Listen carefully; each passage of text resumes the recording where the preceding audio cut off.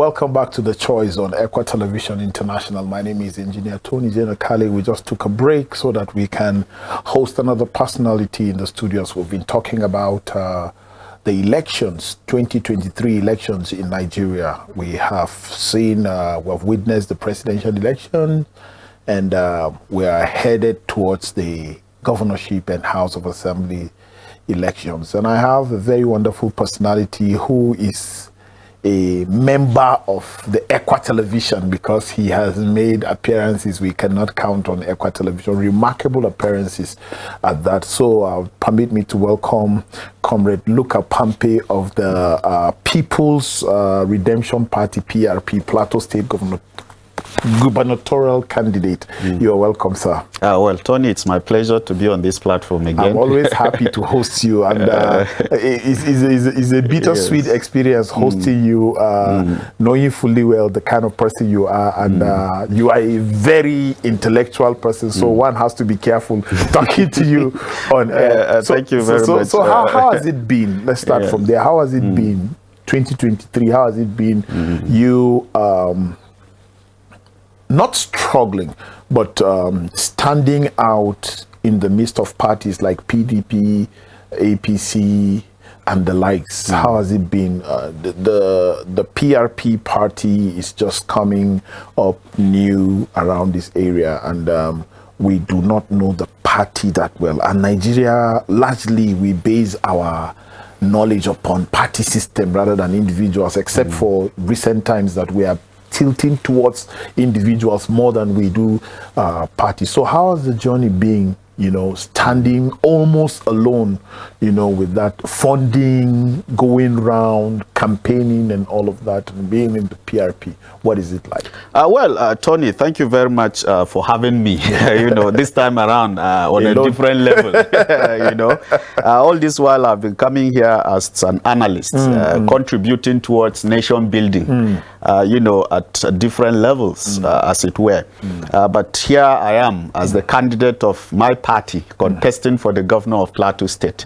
But I think much of the discussion will center around, the issues of democracy and what we need to do to get the system working. This is so because at the end of the day, political parties and candidates shall pass away, but the system will remain. States will remain. The nation will also remain, as it were. But having made those comments, first and foremost, the elections that we've seen in the last couple of days, and of course with the announcements, you can also gauge how Nigerians, felt even within the context of the big parties, as you've rightly mentioned. Let me say something quickly, that the People's Redemption Party is not a new party. In fact, it's the oldest among all the 18 political parties in Nigeria today. And I say this because it's the only party that has been around since 1978. And you could see the ideology of the party from the likes of Aminu Kano and the direction in which voting took place in between 1978 and 79. And they participated in the Second Republic, as you are aware. And if you also follow through history, you could see that it's one of the oldest parties that have produced governors. The defunct Kano governor, you remember, was a People's Redemption Party governor. The late Balarabe Musa of Kaduna was also PRP governor. But having said that, there's a rebirth over a period of time.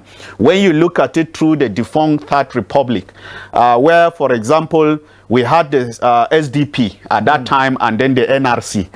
You could also see that the two parties metamorphosed again into 5 political parties, going further into the Fourth Republic, and all that. But leaving the history aside, I think what makes it new is the fact that we have not been dominant within the space of our political participation and democracy in Nigeria, particularly in the Fourth Republic from 29th of May, 1999. And that is owing to the fact that We've seen other parties of the Third Republic metamorphosing into what is today referred to as the popular PDP and then the APC. Because even the likes of the president-elect, as you know, he won his seat as a senator in 1992 under the SDP. But you can also see that today he's in the APC. And so if you look at even the Atuku that run under the PDP too, you can also understand that in 1992, you could see that he was also in the SDP, as it were. So, of course, parties change with coloration in terms of what people would want to classify as a platform in which they can achieve their aspiration, as it were. So, having said that, Tony, the realities about what we have seen is a change in the numbers, which of course I believe is perhaps as a result of the frustration and the failure of the system over a period of time to deliver in terms of transparency and accountability. And when I say the system is components. The Independent National Electoral Commission is a subsystem of the system, as it were. The other political executive, legislative, and the judiciary as the various branches of government are also an integral components of the system. And then you can also take the other institutions that work within the system. You will discover that all of them within a period of time, and I said without any fear of contradiction, that they have not been able to live up to their expectation in terms of making people to trust them, you know, as it is. And the numbers will not lie. Because if you go back to 1999 and you look at the number of registered candidates, voters, you could also see that slightly in their 30 to 40 millions were people who were ready to cast their votes. And then if you also project that beyond that, and you bring it up to 2003, 2007, 2011, and then you bring it up right even up to 2015, and then 2019, you can also see that along the line, the number of registrants into the INEC portal in terms of those who are ready to participate in the voting process have always increased. And of course, up to where we have been able to say that they have increased up to 90 million with a CATS PVC collection of over 82 point something million. And so you can see the enthusiasm on the part of Nigerians. But if you can also take again about out of these numbers, how many people have been able to cast their votes, trusting in these subsystems to give them transparency, you can see that the numbers have dropped. And the last election is one of the worst in recent history, as it were. We have a high number of people who have registered and have collected their PVCs, over 82 point something million. But you could also see that those who actually participated in that, according to the statistics that we are seeing, is just a merely slightly above 29 million, which is one of the worst. If you go back to 2015, you could see that we're talking about 39 point something million of persons who participated in the election. And then 2019, again, it dropped. And then this year, again, it further dropped. And so, clearly speaking, I think that the issues are about whether these subcomponents have been able to live up to expectation, to make a number of these people to trust them to cast their votes at the end of the day. And living up to expectation, you are, in other words, you are talking about transparency. That is true. Transparency in the system. This is the election that has raised eyebrows the most, because Asiwaju Ahmed Tinubu of APC emerged as the winner. Yes. And then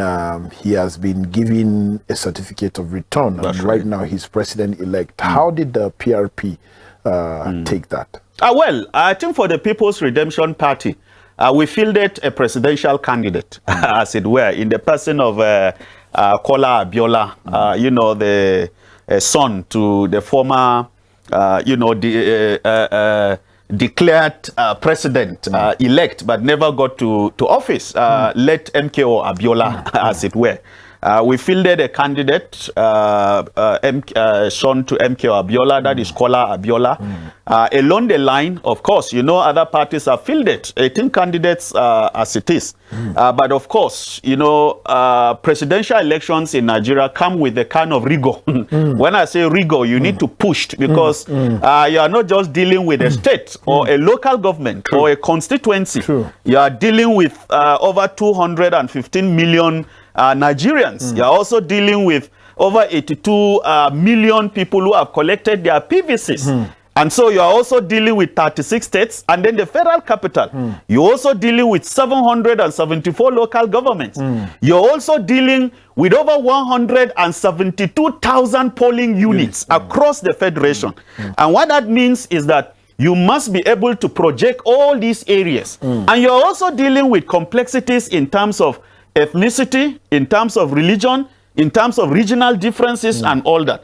And here, within the context of ethnicity, within the context of religion, within the context of even the civil society, as it were, you must be able to cut across, because we have seen the impact of all these components in terms of this election. So to be fair and to be candid, we fielded a candidate, but we did not push in terms of these rigors at the end of the day. Because you know the country, as it were, you also need a lot of resources. If you are going to pay all these persons in terms of over 170-something polling units, 1,000 polling units, and you are paying 5,000, if you do your arithmetic, you shouldn't put anything less than over 500 million to be able to pay for this simple logistic. So along the line, of course, we saw how money also played out. We saw also how the influence of the existing system also played out in terms of what you can refer to as the ruling party, you know, at the end of the day. So when you put all these things together, you could see that again, it was just like a drop in the ocean. Along the line, yes, we contested, but we didn't get it. And of course, I read a press statement issued by my candidate at the national level, who has accepted, you know, the outcome of the results of the election. But of course, you know, like other political parties, as we are speaking, there are other parties that are protesting at the headquarters of the Independent National Electoral Commission in Abuja, as we are also talking. Yes. I was coming to that, but since you brought it up, let's talk about it now. The Labour Party and the People's Democratic Party are in court already. They are disagreeing with the outcome of the election. Do you think that this judgment will see the light of day? Well, it's more or less a mixture of what I will refer to as yes and no. I don't think it's a question that I will either. It's not a question of yes or no. It's a question of yes and no for me.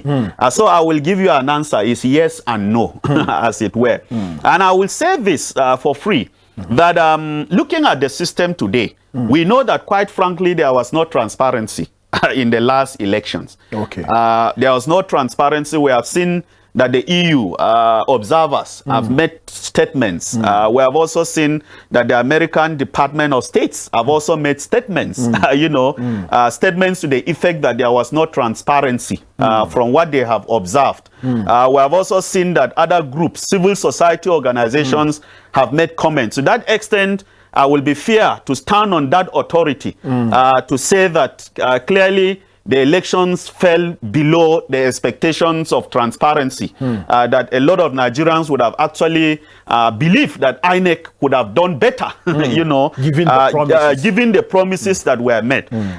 You know, the National Assembly took time to do a rigorous job of amending the Electoral Act 2010, you know, which was amended as it were. And so they did a very tedious job of trying to look at the nitty-gritties as far as those things are concerned. And what stands out in that particular amendment is the issue of transparency through electronic voting and transmission of result, as it were, on real time. And of course, we are beginning to hear, you know, people coming out to say, no, what we actually meant about transmission is that when we do the manual and then results are announced, then INEC can subsequently transmit the result to the portal, which is the IREF that they are also talking about. Then what would be the importance? Then what is the importance? So a lot of people believe that, no. What you promised us really was that the moment that elections were concluded at polling unit, wherever you are, and let's take Plateau State, for example. In Plateau State, you have polling units where elections took place. Right? You have 4,989 polling units where elections took place in Plateau. And so what was expected was that immediately people cast their votes, and then there is a bimodal accreditation process. That is a BVAS now.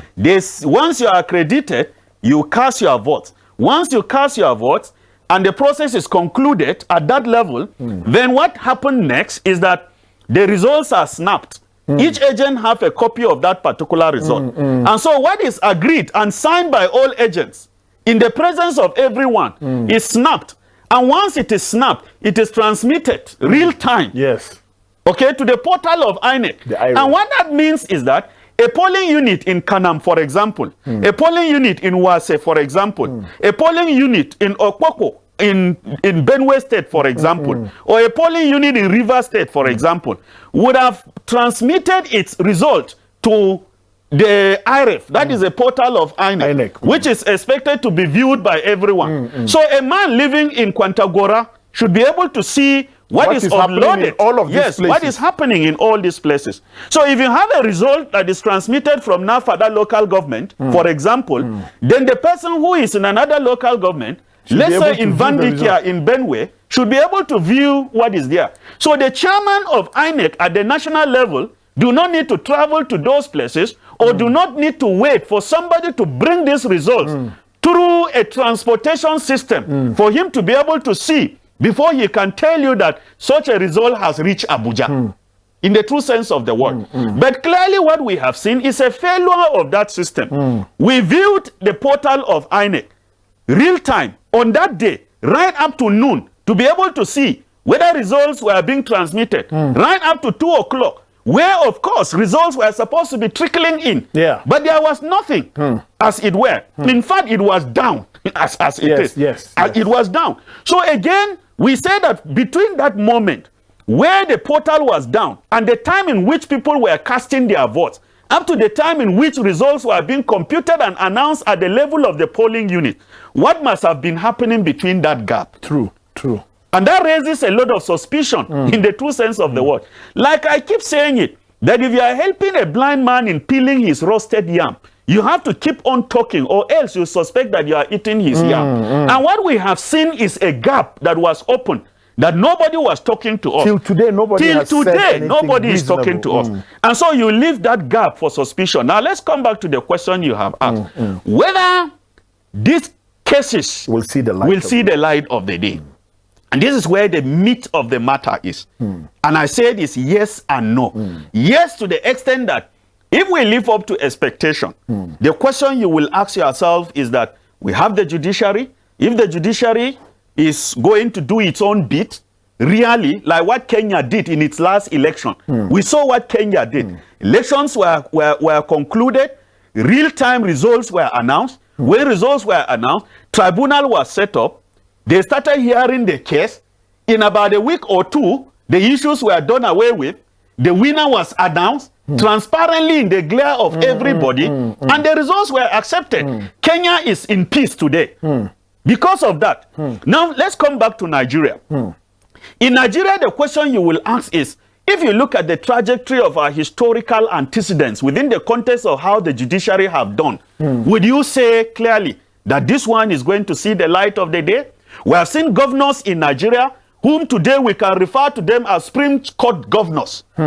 Because the Supreme Court, despite what people have said against those systems, have given judgments in favor of certain people that are not also favorable to the majority of people who participated in elections. And we don't need to mention names because there are states in Nigeria we know today. And so you saw the way these people were rejected technically in terms of non-support by their majority of citizens in their states in terms of governance because they did not believe in the system. So if we look at those things and you ask yourself, will this also see the light of the day? Then definitely you will find out that the second answer I've given, no, will also suffice. A lot of people will say that, no, it's not going to work. Peter Obi, the candidate of the Labour Party, has said repeatedly that in Anambra State, he believed in the judiciary because, number one, he went to judiciary about 3 or 4 times. First time he went to the judiciary was when, he was impeached. He went to the judiciary. He got judgment, as it were. Another time he said, he went to court in that place, was to go and seek for interpretation of certain declarations in court, and so on and so forth. And so he believed in the system. And so he has said that, no, If he believes in the system at that level, then he also believes that the system will give him judgment at the national level. But the question you ask is that Nigeria at large, in terms of the election that have taken place, is not a minute, microscopic aspect like what happened in Anambra State. It's a different ball game entirely. But of course, we are people that are optimistic about the system. We believe that the judiciary can do justice to the system.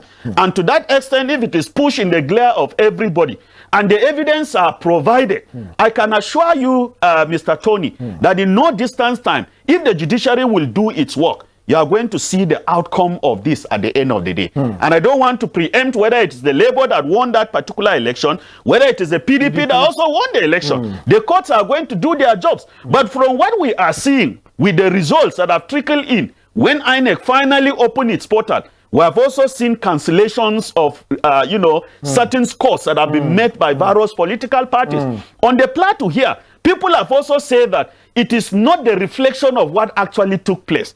That Labour actually got more than what it got on the plateau.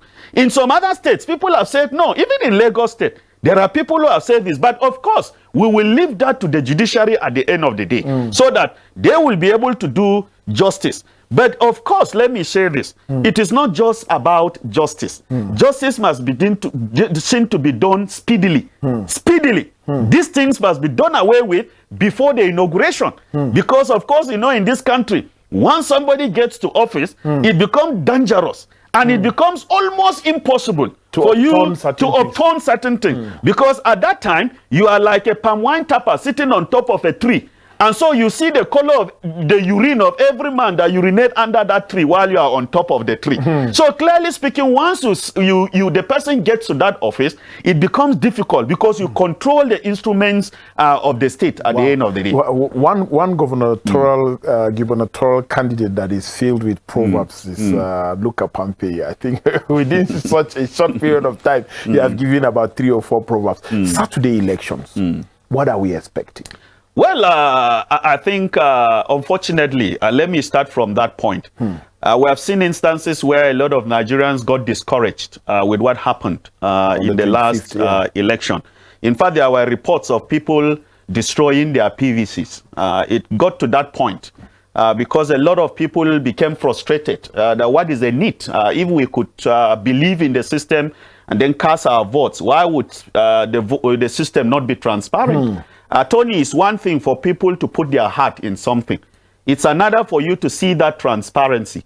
Once there's transparency, and I know that what I have done is clearly seen in the glare of everybody, and my party didn't win, I would see no reason to break my PVC because it's transparent. But where it's shrouded in secrecy, it's shrouded in a manner in which it raises a lot of suspicion, then of course you know that a lot of people will be frustrated. Mind you, there are people who voted in the last election for the first time. True. For the first time, a lot of people. We have a lot of Nigerians, first-time voters. Of them, yeah. And they did that because they believed that the system will give them equity, fairness, and justice. But it failed them. It failed them. So what are we expecting in the days to come? Putting this scenario into the basket, we are going back to our states. And we are seeing that some states are not going to participate in this election in terms of the gubernatorial, because they had off-peak elections. Lies of Ekiti, Oshun, Kogi, and the rest of them. They are not going to participate. But of course, there are some of them that you are going to have houses of assembly. But let's talk about the ones that have governors' houses of assembly that are also coming up. You are going to see these factors playing out. Now, it will either encourage people to go out and vote, or what happened in the past will discourage people to go out and vote. And I'll explain this. Those that are going to be encouraged to go out to vote are actually going out to vote to punish the perceived parties that seem to have stolen their mandate. And so on that instance, they would want to go out to show that they will not allow the system to continue like that. And so they want to go out and take their pound of flesh at the polling units. Wow. So they will go out to vote. Then there is a second category that will not go out to vote. Those are the ones that feel discouraged, and that their discouragement is not far-fetched. It's just within the context of the fact that they did not see the system giving them their preferred candidates, even where they go out to vote. But let's put this into context. The chairman of the Independent National Electoral Commission, that is the national chairman, Professor Mahmoud Yakubu, has come out to say in the first appearance since the election results were announced, he said that this time around, INEC has learned its lesson. Now I'm quoting him verbatim. INEC has learned its lesson. Therefore, INEC is going to upload results real time during the governorship and houses of assembly election. And a lot of Nigerians have said, what are you talking about? What are you talking about? Are you telling us that the presidential election is not as important? I mean, the governorship elections and house of election are not as important as a national election that was conducted that you fail Nigerians? These are questions that people are asking. And so they tell you that a small fence is easier for everybody to scale through. There we go, another proverb. You know, so they'll tell you, no, for the governors, we will do that because, again, they may not have specific interest in who becomes the governor in which state. True. But having said that, and be that as it may, I think it should be a good thing that they do that, so that we don't also see the eruption of violence at the level of states. Because if you do that for the states, the expectations are that where you have frustration plus frustration, it is going to result to violence at the end of the day. Something and we don't pray control. for that. Yes, something that you cannot control it. And so we say, yes, it's a good thing that they stand up to their readings and biddings, that they allow the system to take its course. But the question you will ask again is that these malfeasance that took place in the last elections at the presidential and the National Assembly, did they only take place in Abuja? No, sir. They took place where? A lot, all over in all the country, all the polling units. So is this election, this Saturday's election, is it going to take place in different polling units or the same polling units? The same polling units. Is it going to have the same voters or different voters? The same voters. Is it likely going to have the same INEC officials or who participated in the national? And is it going to have the same INEC officials who participated in the national participating in the Saturday's election? Definitely. The same people. Definitely. So the question you will ask is, finally, will it also have the same people who obtained those results, who manipulated those results? Are they the same people that are also going to participate in the process that is coming up on Saturday? And if the answer is yes, then you know that something needs to change. You either prevent them from having their way. And how do you prevent them from having their way? Is to be able to expose them and do wide range of orientation for people to ensure that they defend their votes at those levels. And the question you will be asking is that there were factors responsible for that. Violence in some areas. We saw where talks went there and chased people from voting. The question you ask is, Tony, are these talks in the net of the police? Or they are out there and they are going to repeat the same thing they did in the last election? On Saturday. Has the police also learned lessons from those flashpoints and is ready to ensure that it takes preventive or measures and curative measures to ensure that it deters those hoodlums from participating in the same thing they did last time? And if that is not addressed, then that is an area of concern. Number two, what about the people who were given money to be able to change these figures? What happened to those people? Have we been able to identify them? Has INEC been able to identify some of their officials who collected monies at various levels to be able to change this? And if INEC has identified them, is INEC going to replace them with others? These are fundamental questions. And if INEC is not going to replace them, and they are also going to be in the field, will they be prevented from collecting monies to change the same results? And these are questions that Nigerians need answers. Answers between now and Friday. These are questions that Nigerians want answers. And it is not about Professor Mahmoud Yakubu in Abuja.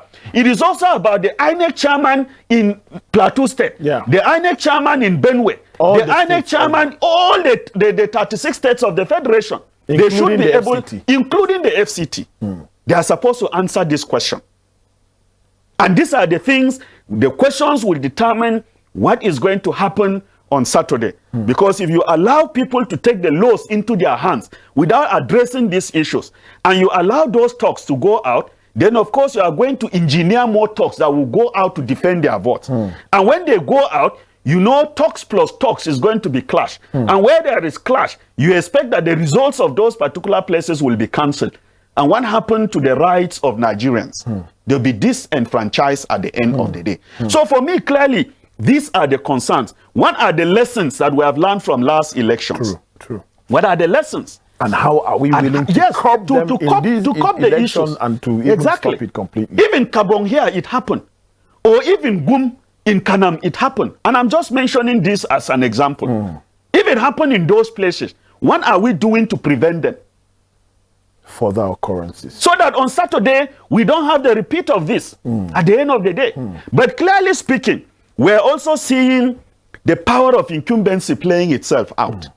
I was going to that, but since you brought it up, so let's hear the power of incumbency. If we are thinking of power of incumbency, we have about 5 to 6 governors in Nigeria who are not coming back. That's right. Whether to become governors or to become senators, they have lost their seat, including that of Plateau. That's right. Where was power of incumbency when they were losing this seats that they? Fantastic question.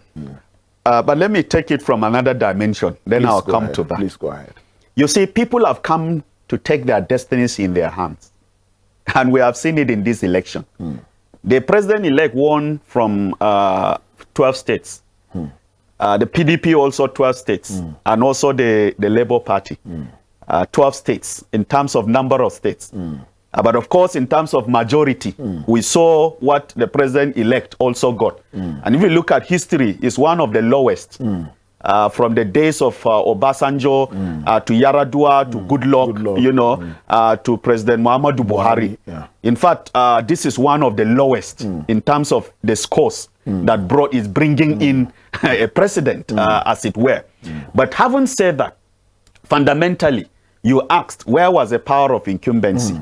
To that extent, where those people have lost, like in Plateau State, he was not coming back as a governor, but as a senator. And that makes it very peculiar. Because if there were people who are expected to give him votes for performance, they say charity begins at home. So if Charity cannot cook at home, literally she can't cook outside.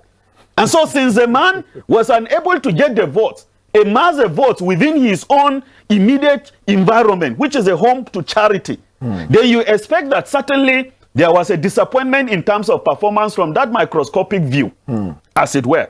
And look at Benue. Benue also, you saw the way it is. So in my own opinion, people did that to punish ineptitude and poor performance. And I say it with all a sense of responsibility. People did that because, again, it was more or less like a protest vote at the end of the day. So you will not see the power of incumbency playing itself out. But where power of incumbency will play itself out, it has already started.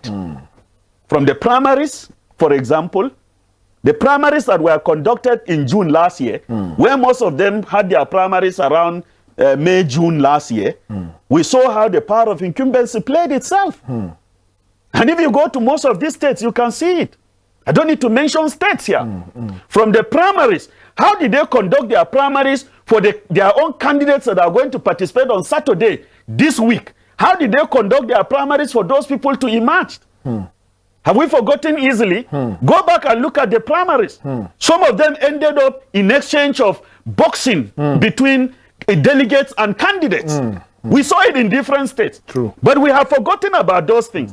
And then we also see anointed candidates, quote and unquote, where some people emerge as a result of their godfathers being in the government house. So if you talk about power of incumbency, you must not see it about what is going to happen. You must see it from what has happened to what is happening now to what is going to happen. So there are 3 stages to that. One is at the level of the primaries, which I have mentioned. We saw where a lot of them allow their preferred candidates to emerge. That is power of incumbency. Today, they are the ticket bearers of their various political parties. The second stage is today, what we are talking about, and that is the campaign. Where is the power of incumbency playing out?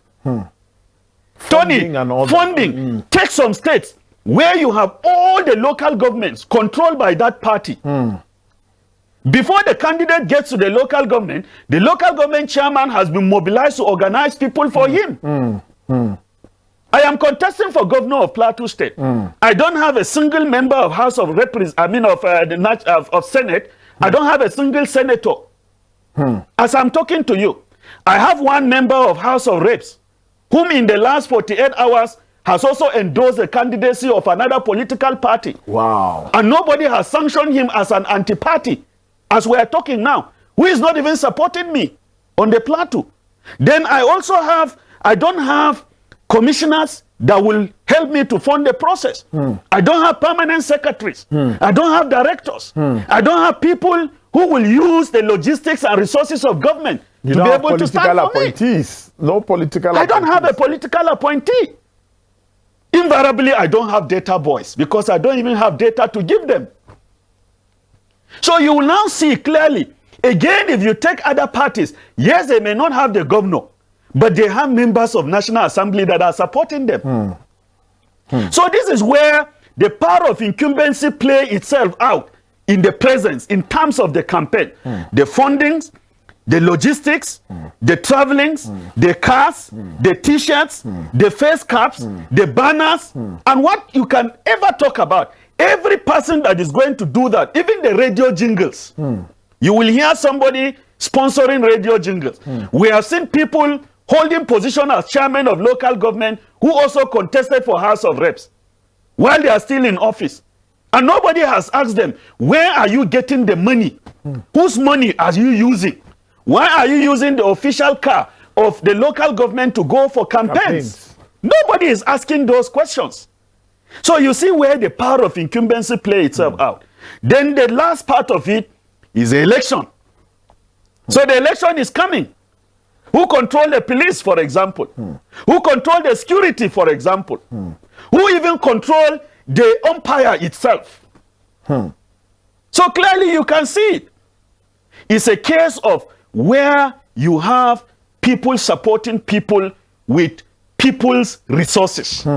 People supporting people with people's resources. Nobody is asking questions. Since campaigns commenced, how many of them have been commissioning projects? None. Since campaign commenced, you have a DG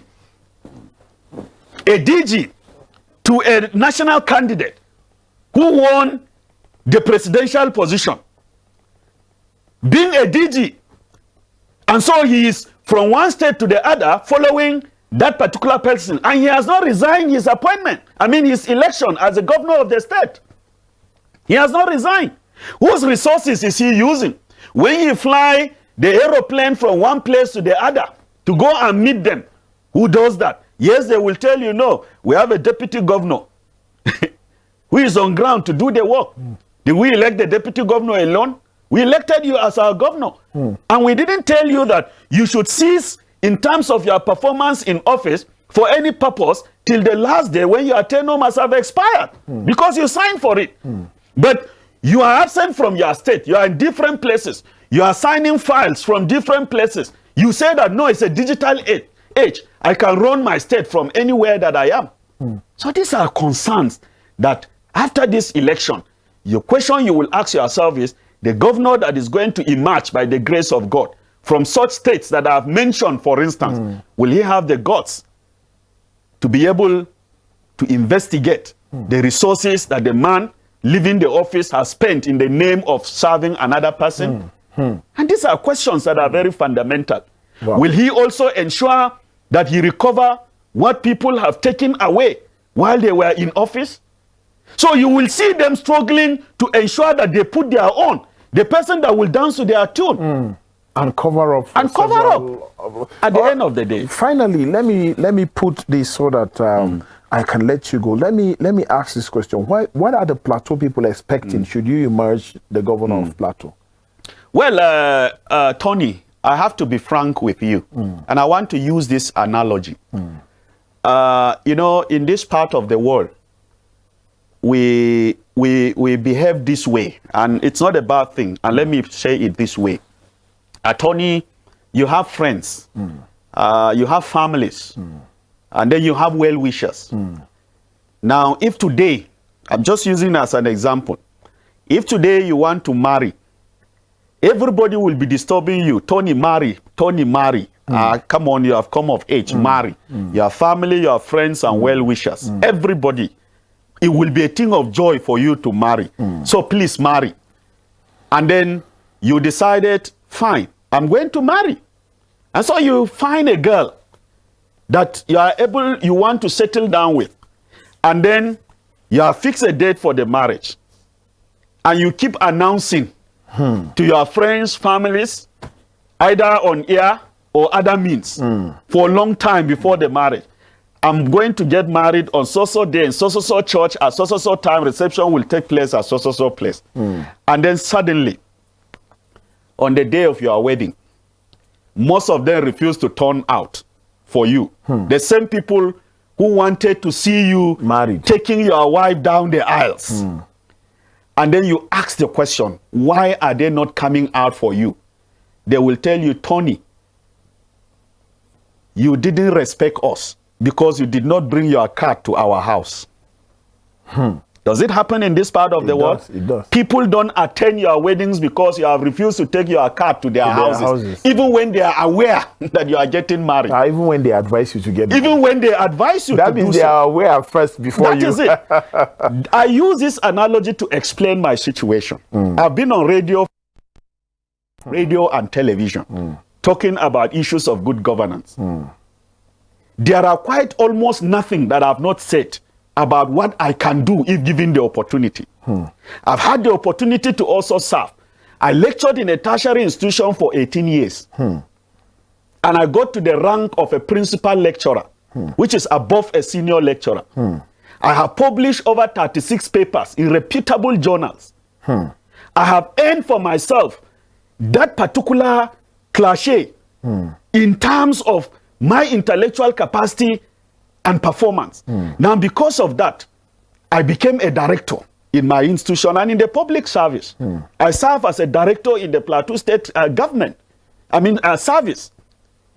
Now, while as a director, the records are there for people to see where I've been able to convert talk to action. Because, of course, it's not just about tokenism. It is not just about your ability for oratory. It's about what you have been able to show that you can do if given the opportunity. And so I have done all those things. The opportunity came. Friends said go. Family said go. People said go. And I picked it. And now I'm contesting. I'm going to walk down the aisles. Thank God that the election is on Saturday and most marriages take place on Saturday. So I'm going to walk down the aisles on Saturday. The question you will ask yourself is, where are the millions of people who believe in me and they have seen what I've performed? Where are they? Would they be waiting for me to take my wedding card to their houses by way of doing what you call the multiple jingles, which I've tried in my own little way? Or are they waiting for me to do the multiple town halls, which I've also tried in my own way? Are they waiting for me to also do what you call rallies, which I've also tried in my own way? There's no local governments that have not gone. Wow. In Plateau State, to be able to canvass for votes. But the same people who knew you, the same people who know your capacity, will be the same people that will tell you that you have not been able to come to tell us what you can do. And this is where the challenge is. Some will tell you, no, you are good, but then the challenge we have is that, no, we prefer the other person because he's from our place. And so you see ethnocentrism playing itself out. You see somebody telling you that, no, you were born and raised in Kokin, but you were baptized in Ekwa. Therefore, we don't know where you stand. You know? So you find these kind of things playing themselves out. But really, people know what they want. And I have said it repeatedly, that the elections for Plateau State, the gubernatorial election, I have participated in virtually every activity that concerns governorship candidates. Plateau people should know that we have 18 candidates vying for the position of governor on the Plateau. Wow. Yes. There are? There are. But how many of them are you hearing again? How many of them do you also know? For some of us who are fortunate by the magnanimity of Ekwa, through its own polls, to appear as a first station to have conducted debate for governors on the Plateau. And it has never happened in this state. This is the first time that we have seen an international television taking the lead on the plateau to do a debate as a first pace setter on the plateau here. And so we had the opportunity to tell plateau people. I also participated in the other plateau debate guild. And I told plateau people what I can do. And I said that I will focus on security. I will focus on human capital development. I will focus on addressing the economy.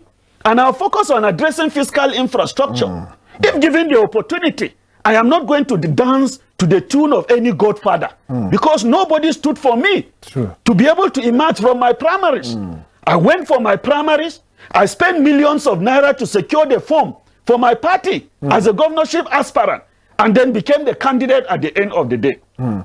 Nobody stood there and said, no, I am the one doing this for you. And ever since I started campaigning, there is no single person that has said, come, let me be your godfather, and so let me sponsor you. No single person. Whether they are religious entities, whether they are personalities, former governors, or any other person, nobody. But take the records of the rest and look at it. Somebody is being taken by one godfather to the other. And I say this, that plateau people should be very careful. Because these are the things that we have passed through in this state. And we have seen the killings in Miango. We've seen the killings of our brothers in Zagam, Yalwa here. We have also seen where our people have been neglected at the end of the day. Because somebody is drawing the rope. Finally, Tony, let me tell you this. If you donate a goat at a wedding reception and you hold on to the rope, you have not made that donation. That God is going to do everything within that place at your own pull and push. And this is what we are going to see. Every candidate that you perceive to be controlled by any single individual, to spite anybody, because people also have their independence. They have their independence. The good part of it, which I keep saying it, anybody can go and check. Go to Facebook and check Luka Pampe Yakubu and see all my posts in the last 2 weeks. In fact, in the last 3 weeks, I have promoted peace and stability. I have promoted objectivity. I have promoted even other candidates that at the end of the day, let Plateau State win. It is not about me. It is not about the other 17 candidates. It is also about Plateau State. And I have made vowed, even in Washington, I have said something before the Voice of America. I said that one thing I am sure of, if Jesus does not return before the inauguration, is that two things, either of this is going to happen. One, I am going to be at the swearing in of the governor of Plateau State for two reasons. Either as a governor-elect or as somebody who did not get the votes of people but is there to support whoever emerged. This is what I have said. And it's a vow that I've said and I'm ready to keep it. But that does not mean that whoever is going to emerge and I support him and he begin to play the ball outside the goalpost or outside the field of track, I cannot draw him back to, to be able to see where he need to improve on. So which is a passionate call for the people of Plateau State. There's no need for us to go into propaganda. There's no need for us to insult each other.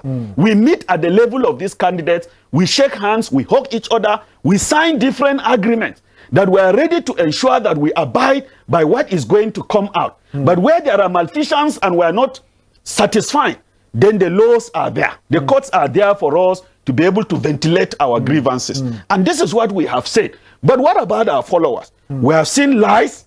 We have seen propaganda. We have seen rumors. We have seen people posting a lot of things that never exist simply because they want to ensure that their candidates emerge. But I keep saying this. It will be difficult. You must be a good marketer to be able to sell blanket in Yola during the heat period. It will also be difficult for you to sell ice cream to the Eskimos because you will need a serious system of selling, marketing, to be able to convince people to be able to buy whatever you have at the end of the day. Wow, it's been wonderful, and I thank you so much for your wonderful contributions, and I wish you nothing but the best in your candidacy or in your political journey. Our Saturday is just by the corner. That's and right. we are hoping that people would turn out en masse to vote. And we encourage people to come out. Definitely. Come and exercise your votes cannot franchise. be a waste. Your No matter votes how you cannot be a believe in somebody, go and vote for the person. True. So that we have a better platform. Nobody will deny the pains that we are going through. From the national to the state, nobody will deny that. And so the best we can do is the distance between us and the accountability and transparency that we are seeking for, having performed our own part, is like a distance between the ground and our knees. And that is a fact that while we go down to pray, we must also ensure that we back our faith with work. And that is what God also cherishes at the end of the day. Wow, thank you very much for staying with us. These are the words of Luka Pampe Yakubu. I'm just knowing the Yakubu today. So it's always been Luka Pampe. So we're grateful for the contribution and thank you for staying tuned. It's been the choice on Equa Television International. Tomorrow we're going to have so many personalities as well discuss with us. But before we close the station today, the show still continues, the choice on Equa Television. Luka Pampe, we wish him success in his endeavors and his political career. And we pray that the Lord will guide him aright. So we'll see you later as the station still runs. Thank you very much.